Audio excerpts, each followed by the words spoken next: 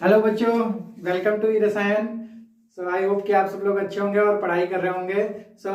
जो कल का सेशन था उसी के कंटिन्यूएशन में आज हम लोग करने वाले हैं variation of conductivity with concentration. तो कल हम लोगों ने देखा कि कैसे हम लोगों ने कंडक्टेंस से रिलेटेड टर्म्स को समझा। उसमें से हम लोगों ने रेजिस्टेंस को देखा, कंडक्टिविटी को देखा, कंडक्टेंस को देखा और लास्ट में हम लोगों ने पढ़ा था मोलर कंडक्टिविटी के बारे में। तो आज हम लोग देखने वाले हैं कि किस तरीके से जो हमारी कंडक्टिविटी है वो कंसंट्रेशन के साथ वेरी करती है। तो बच्चों, हम लोग समझते हैं कि कैसे हम लोग कंडक्टिविटी को इंक्रीज कर सकते हैं या कंडक्टिविटी को डिक्रीज कर सकते हैं। हम लोग देखते हैं कि जो हमारा सिंपल वाटर होता है उसकी कंडक्टिविटी बहुत ही पुअर कंडक्टिविटी इन नेचर होता है, और जैसे ही उसमें हम लोग कोई सॉल्यूट को या हम कोई इलेक्ट्रोलाइट को ऐड करते हैं तो उसकी जो कंडक्टिविटी होती है वो बढ़ जाती है। तो जैसे वो सॉल्यूट हो सकता है हमारा NaCl, या कोई सॉल्ट हो सकता है, या फिर कोई स्ट्रॉन्ग इलेक्ट्रोलाइट हो सकता है, और भी कोई स्ट्रॉन्ग इलेक्ट्रोलाइट हम लोग उसमें ऐड कर सकते हैं अपनी कंडक्टिविटी को बढ़ाने के लिए।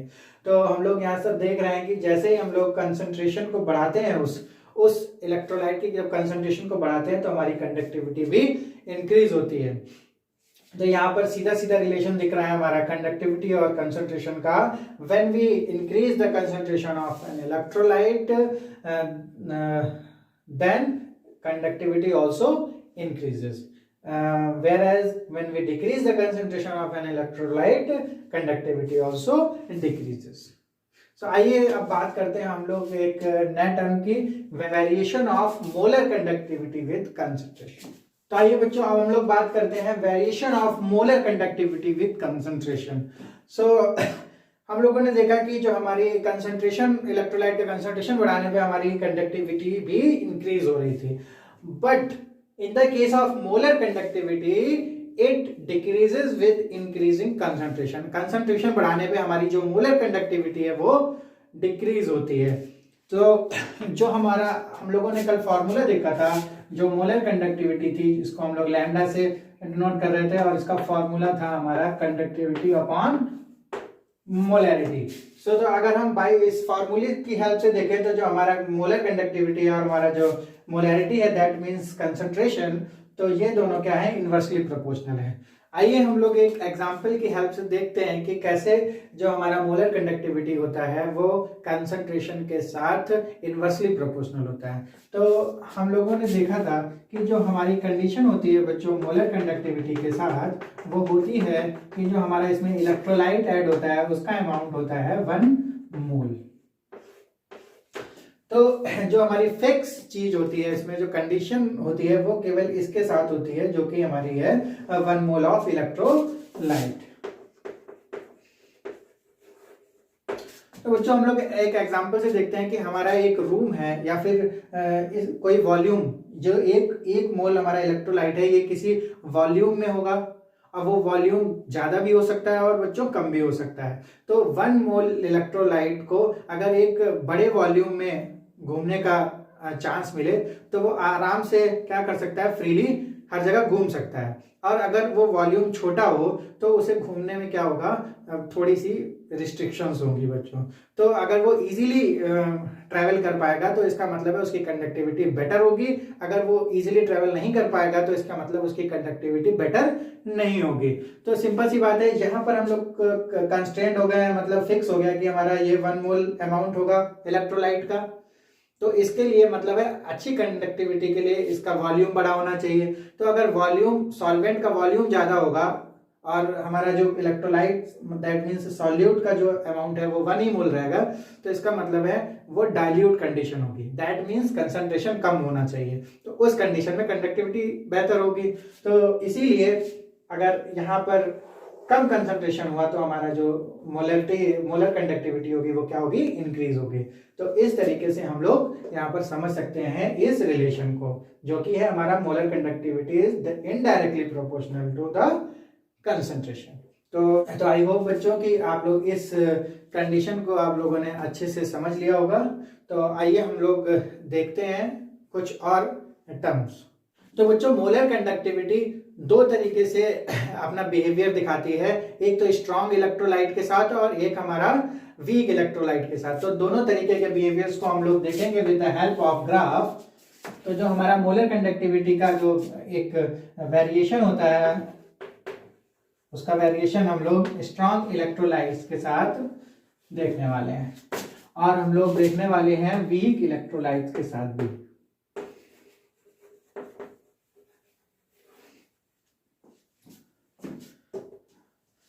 तो जब स्ट्रॉन्ग इलेक्ट्रोलाइट्स के साथ इसकी हमारी जो स्ट्रॉन्ग इलेक्ट्रोलाइट के कंसंट्रेशन के साथ मोलर कंडक्टिविटी की जब वेरिएशन देखी गई, तो हमारा जो एक इक्वेशन ड्राइव था, वो इक्वेशन था हमारा इस तरीके से।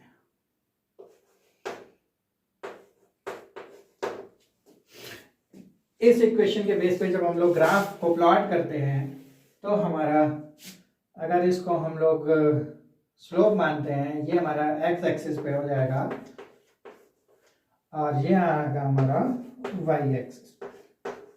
तो जो हमें ग्राफ मिलने वाला है वो है this type, and this graph is for KCl, this is strong electrolyte.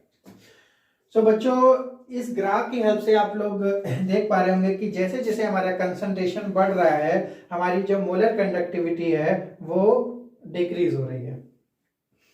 But at zero concentration, जब यहाँ इस तरफ हम आते हैं, तो यानी जो कंसंट्रेशन कम हो रही है या फिर डाइल्यूशन बढ़ रही है, तो जो हमारी कंसंट्रेशन जीरो कंसंट्रेशन है, यहाँ पर क्या हो रहा है, यहाँ पर जब हम इसको देखते हैं तो इस पॉइंट को, जीरो कंसंट्रेशन वाले पॉइंट पर जब हम लोग मोलर कंडक्टिविटी को देखते हैं, तो उस कंडक्टिविटी को बच्चों बोलते हैं लिमिटिंग मोलर कंडक्टिविटी, या एज अ डेफिनेशन आप देख सकते हैं कि limiting molar conductivity is the conductivity of the solution which is at zero concentration. और इस लिमिटिंग मोलर कंडक्टिविटी को हम लोग यहाँ पर, अगर इसको हम लोग एक्स्ट्रापोलेट करें, तो जो यहाँ पर पॉइंट मिलेगा उसको हम लोग बोलेंगे लिमिटिंग मोलर कंडक्टिविटी।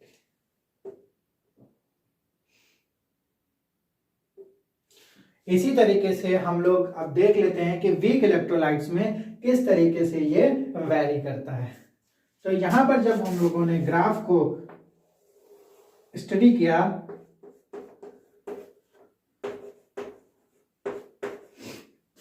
तो जो हमारा ग्राफ आया वो था इस तरीके से।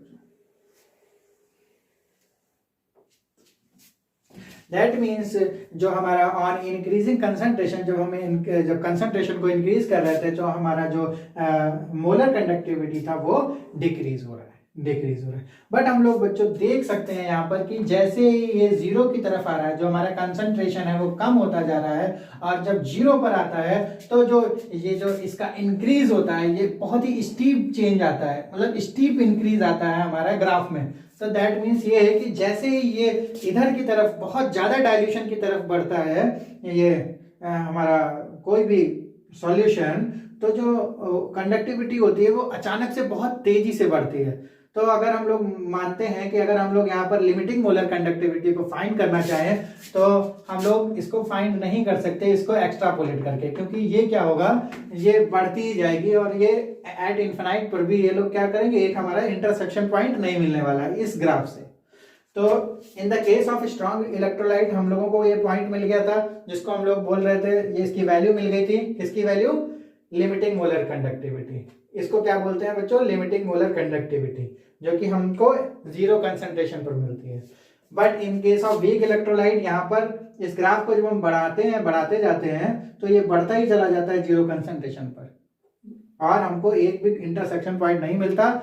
इसका मतलब है यहाँ पर हम लोग इस वैल्यू को फाइंड नहीं कर सकते with the help of graph. तो इसके लिए हम लोगों को क्या करना पड़ेगा? इसके लिए हम लोगों को आगे एक कोलरॉस लॉ की हेल्प लेनी पड़ेगी इसका लिमिटिंग मोलर कंडक्टिविटी को निकालने के लिए। आगे हम लोग देखेंगे बहुत डिटेल में कि कोलरॉस लॉ किस तरीके से लिमिटिंग मोलर कंडक्टिविटीज के साथ डील करता है। तो यहाँ पर हम लोगों ने दो वेरिएशंस देखे for weak electrolyte and strong electrolyte. तो ये जो हमारा ग्राफ था KCl का स्ट्रॉन्ग इलेक्ट्रोलाइट था, यहाँ पर डिक्रीज हो रहा था, और ऑन डाइल्यूशन ये इंक्रीज हो रहा था, और इसको एक्स्ट्रापोलेट करने पर हमको मिल जाती थी वैल्यू लिमिटिंग मोलर कंडक्टिविटी की। In the case of weak electrolyte ये भी डिक्रीज हो रहा है, बट ये जो डाइल्यूशन पर जाने पर या जीरो कंसंट्रेशन पर जाने पर इस कंडक्टिविटी की जो वैल्यू है मोलर कंडक्टिविटी की, वो अचानक से बहुत तेज बढ़ने लगती है। जो मानते हैं कि यहाँ पे इस केस में जीरो का कंसंट्रेशन पर जो हमारी डिग्री ऑफ डिसोसिएशन होती है, दैट मीन्स जो वीक इलेक्ट्रोलाइट होता है वो पूरी तरीके से डिसोसिएट हो जाता है। तो यहाँ पर हम लोग मान सकते हैं कि at C tends to zero, that means जब ये डाइल्यूशन जो होगा वो ये जीरो तक बिल्कुल डाइल्यूट हो जाएगा, तब जो हमारा डिग्री ऑफ डिसोसिएशन होगा वो कंप्लीट डिसोसिएशन होगा। दैट मीन्स अगर हम वीक इलेक्ट्रोलाइट यहाँ पर CH3COOH के लिए लेते हैं, तो this is weak electrolyte. Weak electrolyte बच्चों वो होते हैं जो कि कंप्लीट डिसोसिएट नहीं होते हैं इनटू देयर आयंस। बट यहाँ पर हम लोग देख रहे हैं कि अगर जीरो यहाँ तक ये टेंस हो रहा है, मतलब इधर की तरफ आ रहा है ये जो कंसंट्रेशन है, तब ये जो हमारी डिसोसिएशन है वो 1 है। दैट मीन्स इसके सारे के सारे जो आयंस होंगे ये आयंस में क्या हो जाएगा, डिसोसिएट हो जाएगा। तो हम लोगों ने यहाँ पर वेरिएशंस देखा, और जो मेन जो हम लोगों ने अभी बात कर रहे हैं यहाँ पर लिमिटिंग मोलर कंडक्टिविटी की, जो हमारी लिमिटिंग मोलर कंडक्टिविटी है, इस पर एक साइंटिस्ट थे कोलरॉस, उन्होंने बहुत सारे इलेक्ट्रोलाइट्स, स्ट्रॉन्ग इलेक्ट्रोलाइट्स पर स्टडी किया और उनकी मोलर कंडक्टिविटीज के वेरिएशंस देखे, और उसके बेसिस पे उन्होंने एक लॉ को एक्सप्लेन किया। आइए देखते हैं कि कोलरॉस का लॉ क्या कहता है। तो आइए बच्चों हम लोग अब देखते हैं कोलरॉस law of independent migration of ions. अभी तक हम लोग जो बात कर रहे थे लिमिटिंग मोलर कंडक्टिविटी, जो कि लगभग जीरो कंसंट्रेशन पे जो हमारी मोलर कंडक्टिविटी थी वो उसको बोल रहे थे लिमिटिंग मोलर कंडक्टिविटी। तो वो जो लिमिटिंग मोलर कंडक्टिविटीज थी उनकी बहुत सारे स्ट्रॉन्ग इलेक्ट्रोलाइट्स के लिए बहुत सारी वैल्यूज को कोलरॉस ने एग्जामिन किया, और उसमें उन्होंने एक सिमिलर वेरिएशंस देखा। जो सिमिलर वेरिएशंस थे उसके जो आधार पर उन्होंने क्या किया, एक लॉ को दिया जिसको उन्होंने बोला कि law of independent migration of ion. That means जो हमारा इलेक्ट्रोलाइट्स होते हैं वो जो कैटायन और एनायन से मिलके बने होते हैं, तो जो कैटायन और एनायन होते हैं वो उनका जो इंडिविजुअल कंट्रीब्यूशन होता है उनके टोटल कंट्रीब्यूशन के साथ। तो आइए देखते हैं कि अगर हम किसी की NaCl की मोलर कंडक्टिविटी या लिमिटिंग मोलर कंडक्टिविटी की बात करें, तो जो हमारे Na+ की लिमिटिंग मोलर कंडक्टिविटी और प्लस जो हमारी Cl- की लिमिटिंग मोलर कंडक्टिविटी के सम के इक्वल होता है। दैट मीन्स इन दोनों की का जो हमारा इंडिविजुअल कंट्रीब्यूशन होता है वो इसका कंबाइनली कंट्रीब्यूशन काउंट होता है। Limiting molar conductivity of an electrolyte can be represented as the sum of individual contribution of the anion and the cation of the electrolyte। एक और एग्जांपल देख लेते हैं हम लोग बच्चों। जैसे हम लोग यहाँ पर बात करते हैं K2SO4, ये भी हमारा इलेक्ट्रोलाइट है। तो यहाँ पर जो हमारा कंट्रीब्यूशन होगा कैटायन का वो होगा K+ का, पर इसके आगे मल्टीप्लाई होगा हमारा number of cations. There are 2 number of cations, so 2 into limiting molar conductivity of cation plus limiting molar conductivity of SO4 ion।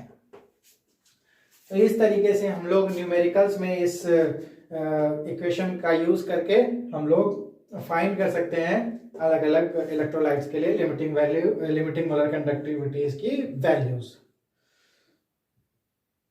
तो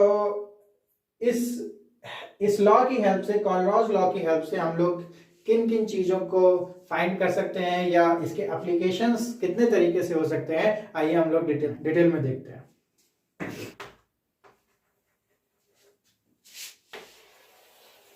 आइए बच्चों हम लोग देखते हैं कि जो हमारा कोलरॉस लॉ था उसके एप्लीकेशंस किस किस चीजों में है। तो पहला एप्लीकेशन है, this law is useful in calculating values of limiting molar conductivities for weak electrolytes.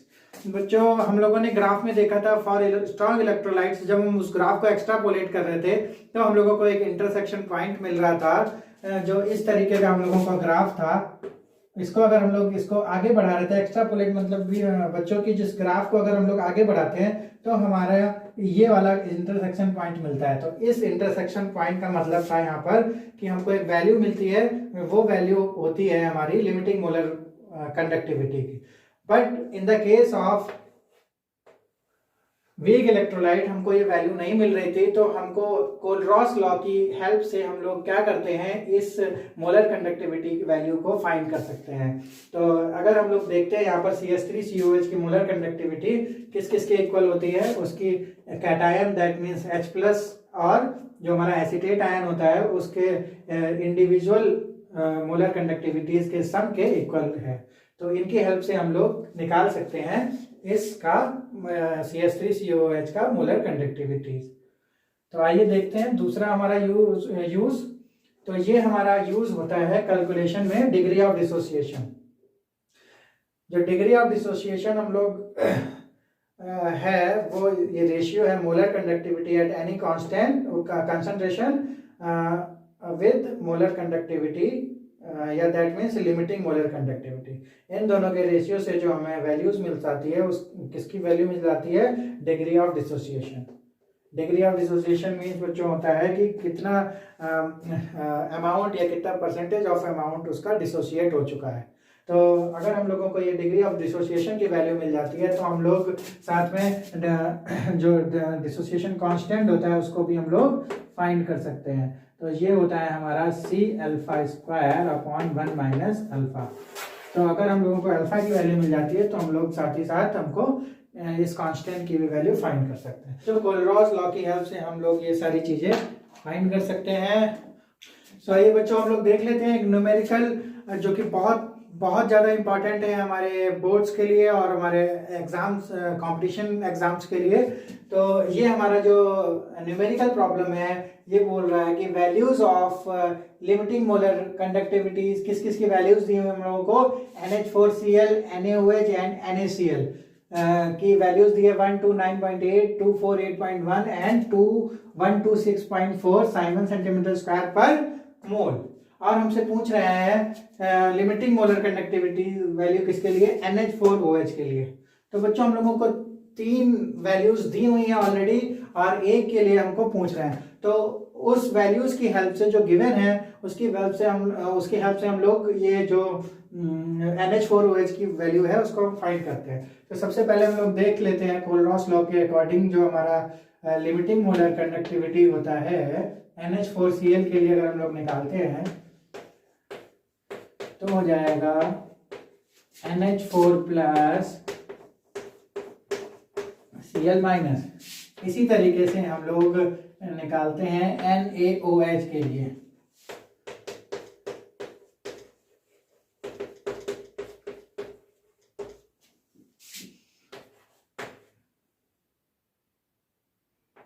इसी तरीके से हम लोग देख लेते हैं NaCl के लिए भी।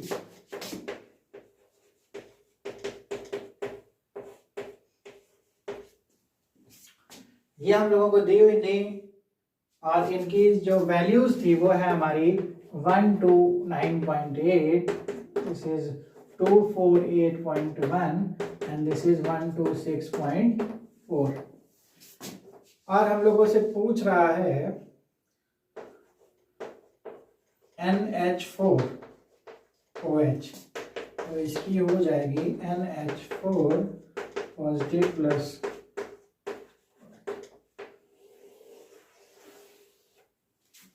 तो अगर हमको इसकी वैल्यू फाइंड करनी है तो अगर हम लोगों को इसकी वैल्यू मिल जाती है तो this will same for the limiting molar conductivity of NH4H।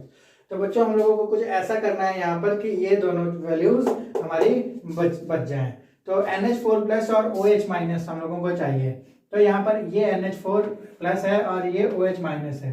तो अगर हम लोग इन तीनों इक्वेशंस को अगर हम लोग इसको इक्वेशन 1, इसको इक्वेशन 2 और इसको इक्वेशन 3 मानते हैं और हम इन तीनों इक्वेशंस को ऐड कर देते हैं बच्चों, तो जो हमारा ये तीनों को ऐड करने से बच्चों यहाँ पर वैल्यूज नहीं आएंगे, हमको एक वैल्यू को करना पड़ेगा माइनस।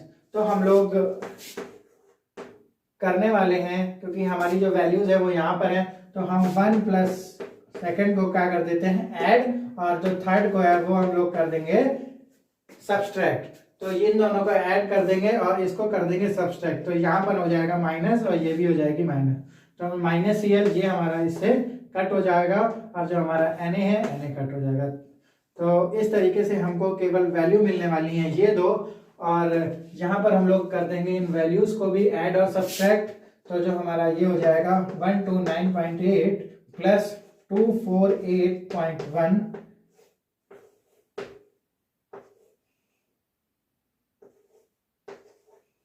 और इससे हम लोग इसको वैल्यू को कर देंगे सब्सट्रैक्ट।